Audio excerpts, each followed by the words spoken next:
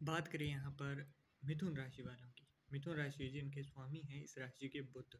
यहाँ पर राहु जो नवम भाव में है, एक तरीके से यहाँ पर पितृ दोष जो है वो क्रिएट कर रहे हैं, वो बना रहे हैं सबके लिए। जहाँ पर कहा जा रहा है कि आपके लिए बहुत अच्छा है, वहीं आपके लिए यहाँ पर राहु लाभ देगा या हानि देगा, उसकी हम यहाँ पर बात करने वाले हैं।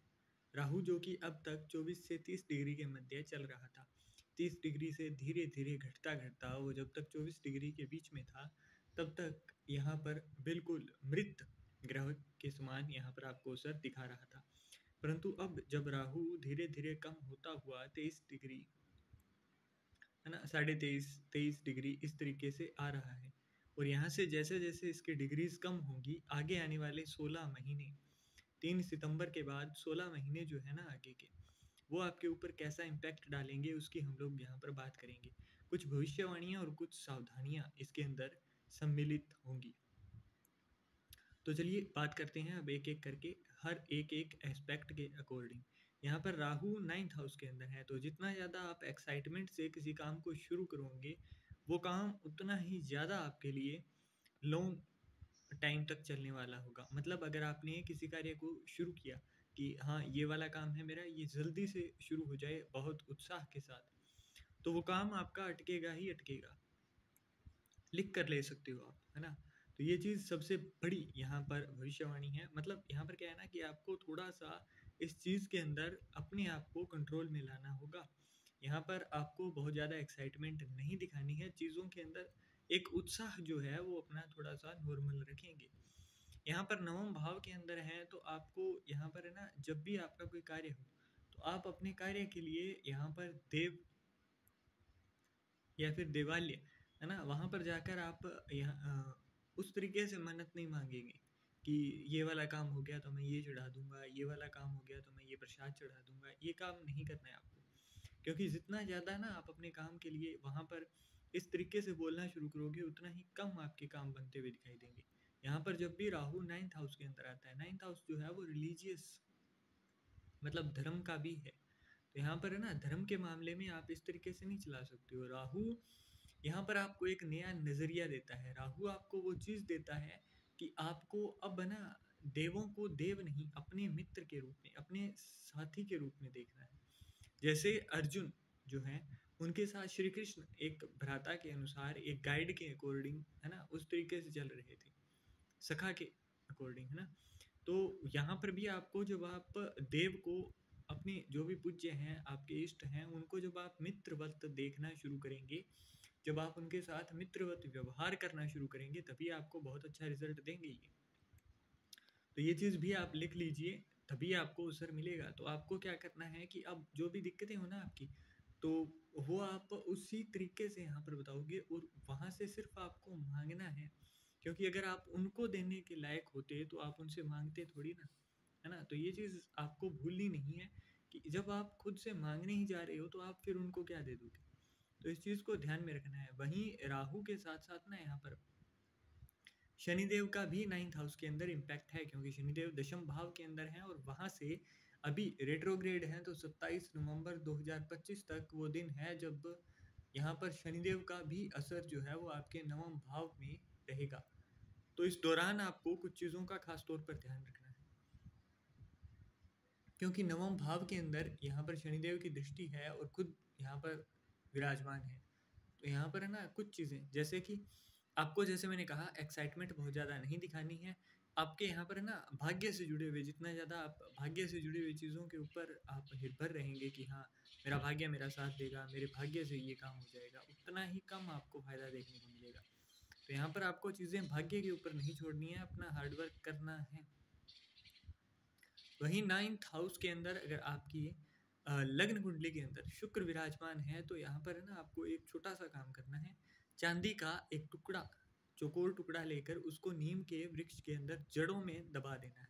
उससे होगा क्या, अब इससे क्या होता है ना कि आपका जो शुक्र यहाँ पर अच्छा असर नहीं दे रहा है वो अच्छा असर देना शुरू कर देगा, क्योंकि शुक्र जो है वो 9th हाउस के अंदर मंगल को बद कर देता है, मतलब मंगल के बैड रिजल्ट शो करता है। तो ऐसे में जब आप ये उपाय करेंगे ना तो आपको एक अच्छा असर इससे देखने को मिलेगा। आगे बात करते हैं अब राहु की। तो राहु की भी 3 ही दृष्टियां हैं, 5वीं, 7वीं और 9वीं। तो यहाँ पर 5वीं दृष्टि है वो फर्स्ट हाउस के ऊपर है, फर्स्ट हाउस जिसके अंदर यहाँ पर बुध स्वामी है और 3 नंबर की राशि है ना, मतलब जेमिनी। तो यहाँ पर आपके लग्न भाव के ऊपर असर है, तो इसका मतलब आपको बहुत ज़्यादा लॉन्ग टर्म प्लानिंग नहीं करनी है। जितना ज़्यादा आप लॉन्ग टर्म प्लानिंग करोगे ना, तो यहाँ पर क्या होगा कि आप बहुत ज़्यादा लंबा सोचोगे पर आपका काम अटक जाएगा। तो बहुत लंबा नहीं सोचना है, छोटी छोटी चीज़ें उनके ऊपर गौर करना है, पंक्चुअलिटी अपने काम में रखनी है कि ये काम इस टाइम पर करना है तो करना ही है। यहाँ पर ना आपके माइंड के अंदर कई सारे थॉट्स आते हैं, क्योंकि राहु है तो राहु का मस्तिष्क का ही काम है, राहु का कलयुग का राजा है, तो वो बार बार आपको यहाँ पर हिट करेगा कि ये वाला काम कर लो, इसके अंदर ज़्यादा फायदा है, ये वाला कर लो, इसके अंदर ज़्यादा फायदा है। तो ये चीज़ें जो है वो बार बार आपको देखने को मिलेंगी, बार बार आपके सामने अलग अलग आइडियाज़ आएंगे। अब उनमें से कौन सा आपको चुनना है, कौन सा आपको सूट करेगा, और उसके बाद में उस एक आइडिया को पिक करके सिर्फ उस एक के ऊपर ही आपको अपना पूरा जोर, अपना पूरा बल लगाना है। तभी आपको अच्छा फ़ायदा यहाँ पर देखने को मिलेगा, तभी आपको वो मनचाहा लाभ मिलेगा जो आप चाहते हैं। अब यहाँ पर आगे बात करें तो 7th एस्पेक्ट आपके 3rd हाउस के ऊपर है, जहाँ पर केतु विराजमान है।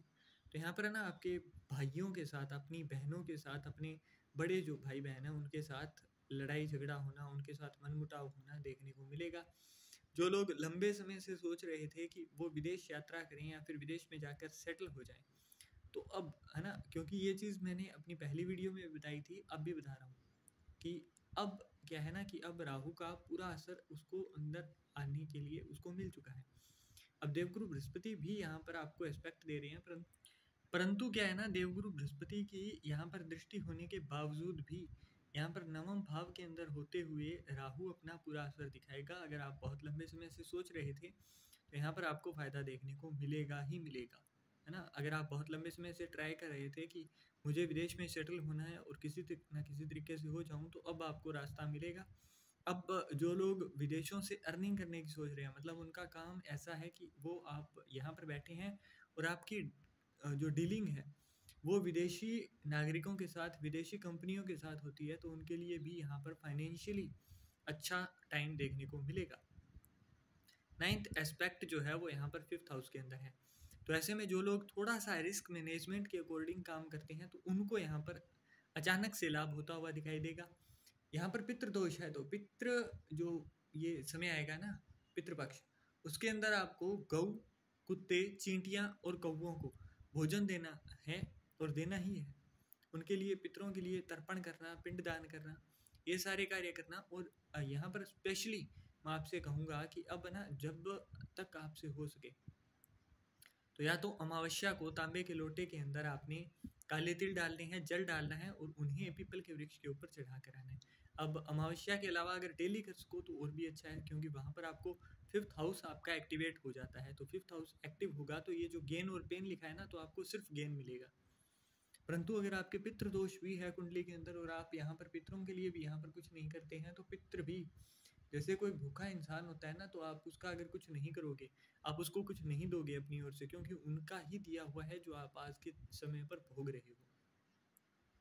अब कुछ लोग कहते हैं, मैंने कई बार सुना है कि उन्होंने ऐसा क्या ही कर दिया था।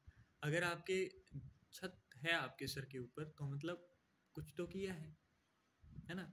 तो बहुत सारे लोगों से जब आपकी ज़िंदगी अच्छी है ना, तो जो है उसके लिए शुक्र करना सीखो, जो है उसके लिए ग्रेटिट्यूड दिखाना सीखो। अगर आप सुबह उठ रहे हो, आपके हाथ पांव सलामत हैं, तो उसके लिए शुक्र मनाना सीखो। तो यहाँ पर जितना ज़्यादा आप शुक्राना करेंगे, जितना ज़्यादा आप यहाँ पर है ना पितृपक्ष के अंदर, खास तौर पर मैं कह रहा हूँ, चाहे उन्होंने जीवित तौर पर कुछ भी ना किया हो, परंतु पितृपक्ष के अंदर अगर आप अपने पितरों को राजी कर लेते हो, अपने पितरों के लिए कुछ सेवा भाव से कार्य करते हो, तो यहाँ पर आपको फायदेमंद रिजल्ट मिलते हैं।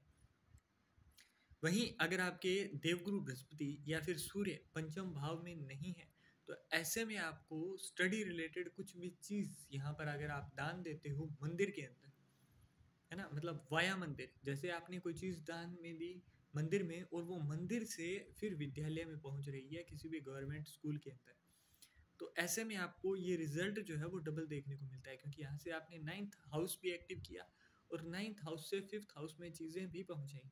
अब मैं ये पूरा लॉजिकली अगर समझाऊंगा ना तो ये थोड़ी सी कृपा की बात होती है। कोई लोग समझ चुके होंगे और कई समझ जाएंगे, है ना। तो ऐसे में क्या होता है ना कि आप नाइन्थ हाउस को भी एक्टिव करते हो, आप फिफ्थ हाउस को भी एक्टिव करते हो। तो उससे पंचम भाव जो इष्ट को दिखाता है, पंचम भाव जो आपके पितरों की कृपा को दिखाता है, और नवम भाव जो आपके ऊपर देवीय कृपा को दिखाता है, दोनों ही एक्टिव हो जाते हैं। वहाँ पर एक और चीज़ भी मैं यहाँ पर ऐड करना चाहूँगा। अब कुछ सावधानियों की बात करनी है तो यहाँ पर एक चीज़ ऐड करते हैं। देवगुरु बृहस्पति की जो यहाँ पर दृष्टि है ना, वो आपके राहु के ऊपर है। यहाँ पर एक चीज़ बिल्कुल मत सोचिएगा कि अगर काम डिले हो रहा है, आपने एक्साइटमेंट में कोई काम शुरू किया परंतु अब वो पार नहीं लग रहा है, तो यहाँ पर है ना, आप जब भी बिल्कुल आप हथियार गिरा दोगे, मतलब आप सोचोगे कि कुछ नहीं होना मेरा, उस टाइम पर आपको किसी ना किसी तरीके से डिवाइन हेल्प मिलेगी और वो काम आपका होता हुआ दिखाई देगा। तो मिथुन राशि वालों, इस मामले में बिल्कुल भी हथियार नहीं गिराना है, बिल्कुल ये नहीं सोचना है कि मेरा कुछ नहीं हो सकता, मेरे भाग्य में ये लिखा हुआ है। तो इस तरीके से आपको भाग्य को दोष तो बिल्कुल नहीं देना है। इस चीज़ से जितना ज़्यादा बचेंगे उतना ज़्यादा आपके लिए अच्छा रहेगा, उतना ज़्यादा आपके लिए फायदेमंद होगा। अब यहाँ पर नाइन्थ हाउस के अंदर राहु है, तो कुछ चीज़ों का आपको विशेष तौर पर ध्यान रखना है। नंबर वन, यहाँ पर आपको, अगर आप मंदिर के अंदर जाते हो तो नंगे पैर, यहाँ पर अगर आप जा पाते हो तो जाना है। मंदिर के अंदर साफ सफाई करना आपके लिए फायदेमंद होगा। नंगे पैर आपको नहाना नहीं है, नंगे पैर आपको नहाना नहीं है ना। अगर आपके शौचालय, अगर आपके बाथरूम के ऊपर, छत के ऊपर लोहे का सामान पड़ा है ना, तो वो आप अगर हटा सकें तो हटा दीजिए। क्योंकि यहाँ पर क्या है ना कि नाइन्थ हाउस के अंदर राहु है, तो ये अच्छा रिजल्ट दे पाए तो राहु की चीज़ों के ऊपर से अगर आप ये फालतू का जो कचरा पड़ा है, फालतू की जो चीज़ें पड़ी है ना, लोहा हो गया, क्योंकि लोहा शनि है, तो शनिदेव का काम क्या होता है, धीरे धीरे करना।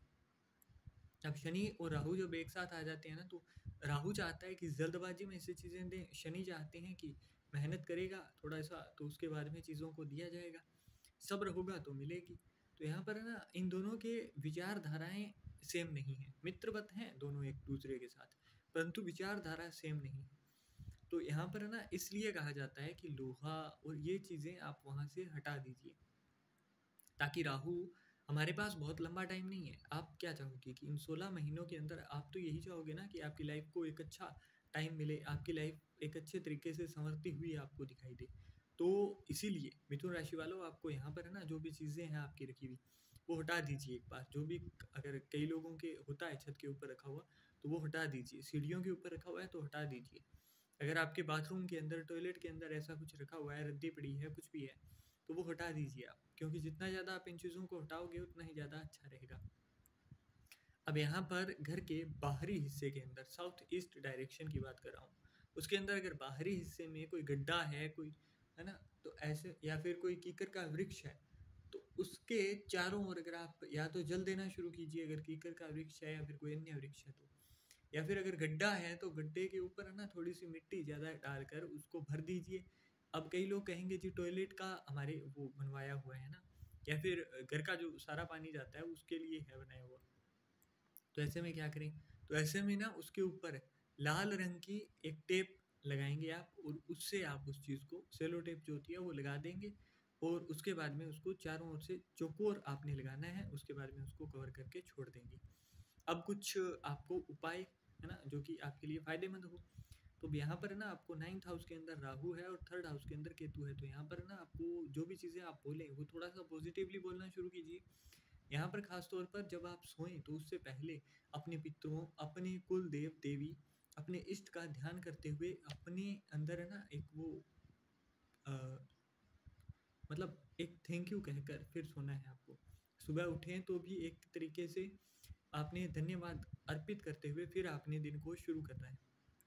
अब इससे होगा क्या, इससे होता क्या है ना कि केतु आपको डिटेच करता है बार बार चीज़ों से, केतु इतनी आसानी से आने नहीं देता है चीज़ें। यहाँ पर केतु आपको दूर ले जाना चाहेगा, परंतु जब आप ये चीज़ें करोगे ना, तो आपके लिए अवसर बनेंगे, अपने आप बनेंगे, आपके पास चीज़ें आएंगी, इजीली आएंगी। जब आप, कोई आपके लिए कुछ करता है और आप उसको धन्यवाद कहते हो, आप उसको, उसकी थोड़ी सी तारीफ कर देते हो, तो उसको अच्छा लगता है ना। उसी तरीके से ही यहाँ पर राहु भी काम करता है। राहु आपका माइंड है, राहु इतनी जल्दी से भाप लेता है कि आपके दिमाग में क्या चल रहा है, तो इसीलिए कहा जा रहा है। यहाँ पर पंचम भाव के अंदर एस्पेक्ट है ना, तो आपको लव रिलेशंस के अंदर कुछ चीज़ों की सावधानी रखनी है। एक तो ना यहाँ पर अगर आपसे कुछ भी हो सके तो आप कुछ ना कुछ नया ट्राई करिए, कुछ ना कुछ नया गिफ्ट दीजिए, ताकि यहाँ पर किसी भी थर्ड पर्सन की कोई एंट्री ना हो। और अगर होती है किसी थर्ड पर्सन की वजह से आप दोनों के मध्य कोई लड़ाई होती है, झगड़ा होता है, तो उस चीज़ को बहुत ज़्यादा ना बढ़ाएं, उस चीज़ के लिए बहुत ज़्यादा क्लेश ना करें, है ना? तो ये सावधानियां हैं। इसके साथ साथ मस्तक के ऊपर अगर आप केसर का तिलक लगाते हो या फिर चंदन का, पीले चंदन का तिलक लगाते हो, तो वो आपके लिए बहुत अच्छा रहेगा। रात को सोते समय आपको अपने बिस्तर के सिरहाने की साइड में एक गिलास के अंदर पानी भर के फिर सोना है, और सुबह उस जल को आपने किसी भी वृक्ष के अंदर, किसी भी पेड़ पौधे के अंदर डाल देना है। तो ये थे कुछ उपाय जो कि आपको करने हैं। और इसी के साथ ही मिथुन राशि वालों को जो भी चीज़ें मैंने बताई हैं, जो मैंने बता दी ना, तो उनको क्या है, जब तक आप इम्प्लीमेंट नहीं करोगे तब तक आपको उतना ज़्यादा अच्छा रिजल्ट नहीं मिलेगा। तो मेरी आपसे बस इतनी सी विनती है कि जो चीज़ें मैंने बताई हैं, आप उनको इम्प्लीमेंट करिए और फिर आप बताइएगा कि आपको रिज़ल्ट मिला या नहीं मिला। क्योंकि जब आप इम्प्लीमेंट करोगे तो रिज़ल्ट मिलना 101% तय है आपके लिए। तो यहाँ पर मैं अपनी वाणी को विराम देता हूँ।